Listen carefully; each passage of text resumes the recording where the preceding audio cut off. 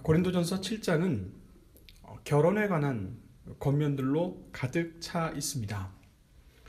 1절과 2절에서 남녀 관계에 관한 가장 기본적인 원론은 아내가 남편을 두고 남편이 아내를 두는 것이다 라고 이렇게 말씀을 전하고 있습니다.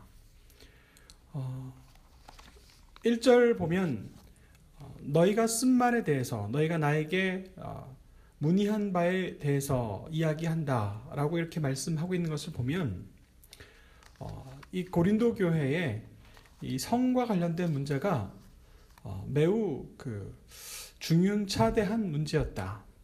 그래서 이 성과 관련된 매우 강력한 지침이 필요한 상황이 아니었을까 그렇게 추론해 봅니다.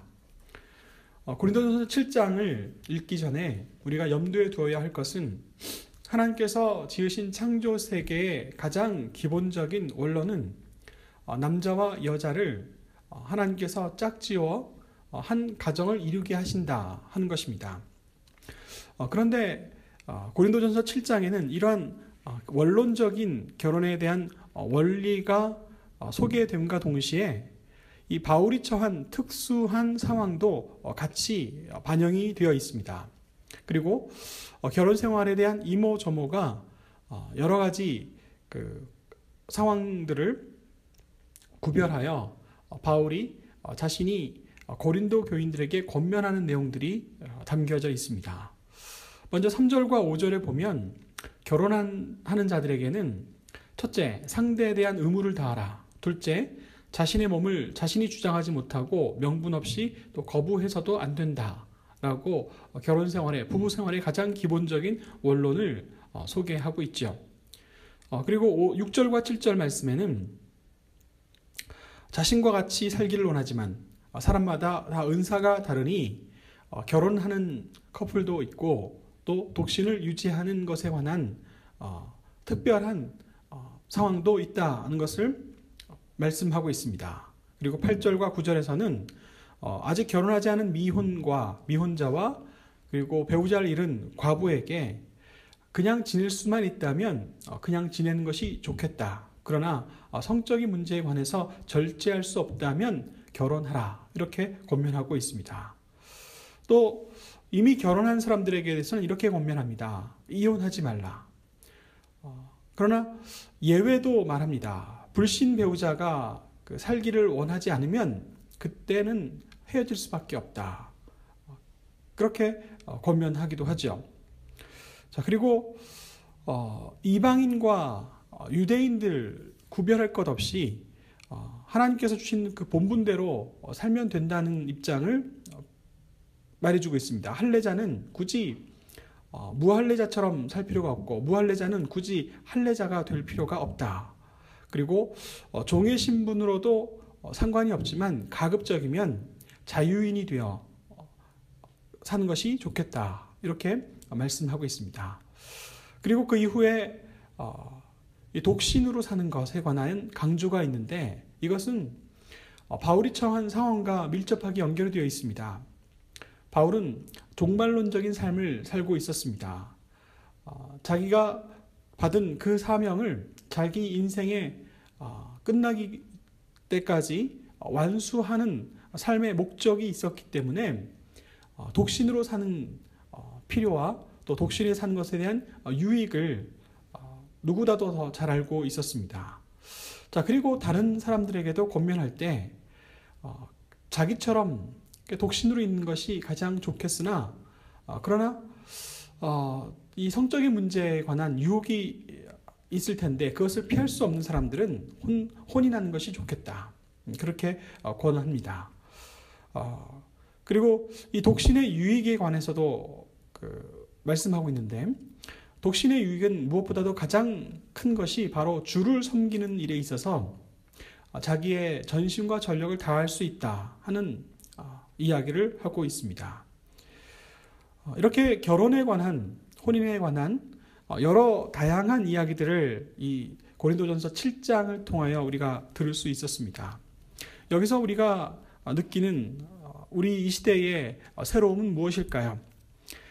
하나님께서 우리에게 남자와 여자가 짝지어서 한 가정을 이루고 자녀를 두고 또 그 자녀들이 또 다시 짝지어서 가정을 이루고 또 자녀를 두는 이 창조 섭리에 관하여 우리는 너무나 잘 알고 있고 그 창조 섭리에 순응하며 사는 것이 마땅하다라는 그런 고백을 할 수가 있습니다.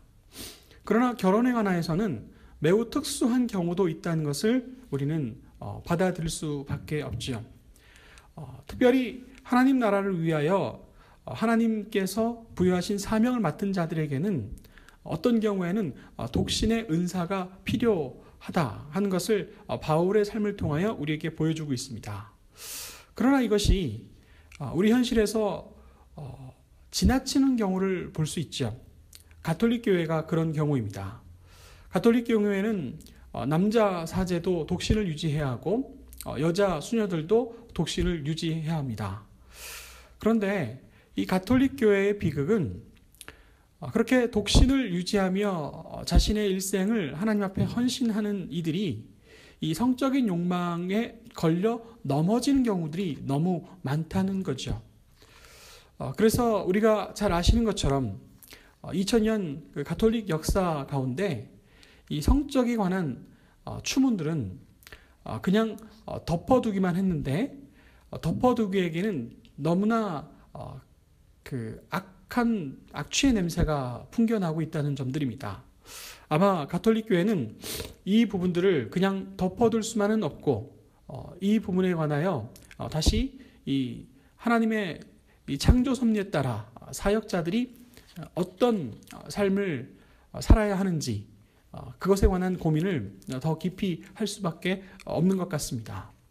또 이 고린도전서 7장에는 종말론적인 맥락을 우리가 이해해야 할 필요가 있습니다.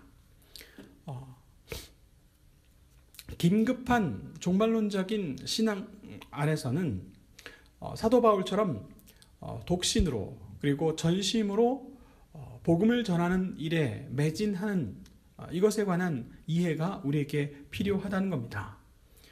이런 종말론적인 철저한 임박한 종말론적 신앙을 갖지 않은 경우에는 사도 바울의 이 권면이 우리에게 일반적이지 않다는 것도 이해할 필요가 있습니다. 그러니 여기에 대해서는 고민이 없어야 하겠죠. 그리고 또 한 가지, 우리 교회 안에는 독신자가 참 많이 있습니다. 자연스러운 독신자도 있지만 자발적인 독신자들도 있지요.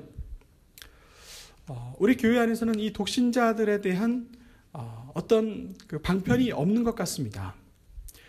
결혼하는 것은 그냥 자의대로 스스로 알아서 해야 할 문제이지 교회가 이러저러한 방식으로 어떻게 수용할 것인지에 대한 진지한 고민은 사실 없는 것 같습니다.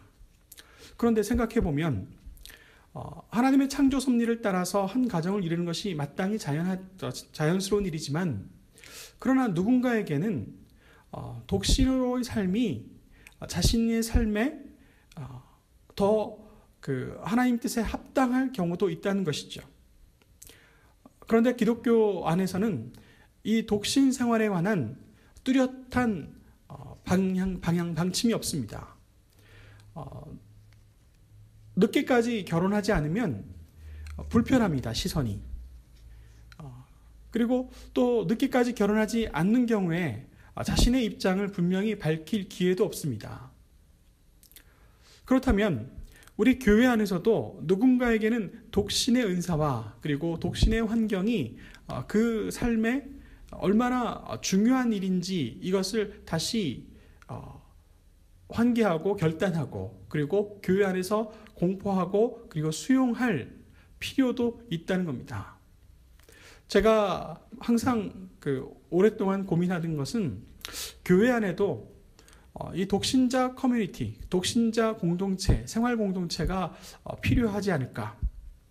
저는 독신자가 유난히 많았던 영락교회에서 사역을 했었습니다. 이 영락교회에서 사역하면서 60대, 70대가 된 독신자들이 교회 안에서 그늘에 가려져 있다는 것을 보게 되었죠. 50대, 60대, 70대가 되면 자기의 삶이 이루 말할 수 없이 위축되어 있습니다. 왜냐하면 교회 안의 시선이 곱지 않기 때문이죠. 그리고 충분히 독신으로서 교회 안에서 여러 가지 귀한 사역들을 감당할 수 있는데 그런 사역들의 자리에서 밀려나는 경우를 보게 됩니다.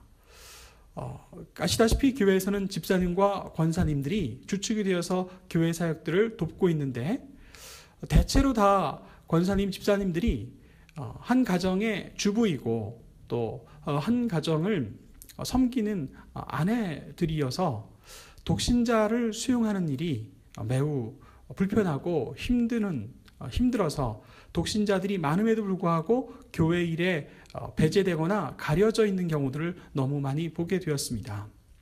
그래서 특별히 사도 바울이 우리에게 전한 이 고린도전서 7장 말씀을 읽으면서 가톨릭 교회가 갖고 있는 문제와는 질적으로 다른 방향으로 우리 교회 안에서도 이 독신자에 대한 고백과 결단과 그리고 새로운 그 사역의 장들이 우리 안에 공식적으로 공개적으로 열려야 하겠다 하는 생각들을 하게 됩니다.